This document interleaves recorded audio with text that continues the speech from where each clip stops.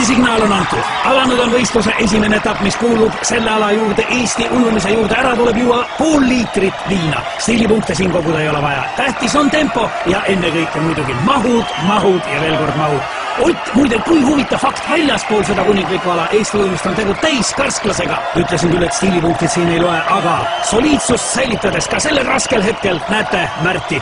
Ja siin, millises tempos liigub Ago. Hapukurk, ainus lubatud abivahend. Kohtunikud on sellega hoolega üle vaadanud, et sinna ei oleks pistetud midagi, mis võiks võistlejaid aidata.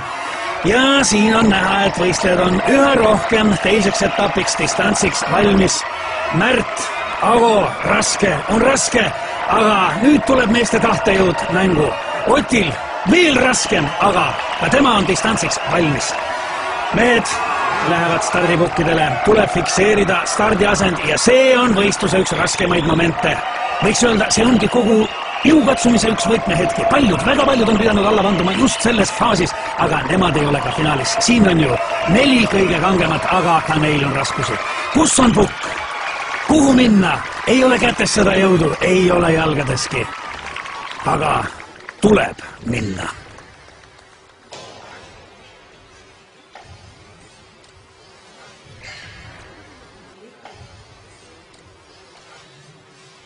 Kas nüüd on kõik kohtunikule meelepärane? Kas võistlejad on stardiasendi kätte saanud? Jah. Kõlas vahestardisignaal, väike hetk peataolekut, aga juba favoriit kogub ennast ja asub teele võidu suunas. Ago samal ajal stardipukilt lahkumata on mees põrandal ja see jäi tema viimaseks stardiks. Võistlus aga kestab. Märt, kokkupuutel veega uppus tema, võib-olla isegi enne. Indrek, suurmeister on startinud väga võimsalt, tõsi küll, suund ei ole päris see, mis ta olema peaks, aga see ei kahanda tema soorituse väärtust, soorituses ära. Taamal on näha, et üllatuslikult on rajal veel Ott Tartust, kes ujub koera, aga kuidas? Samal ajal publik elab kaasa ja mida me näeme?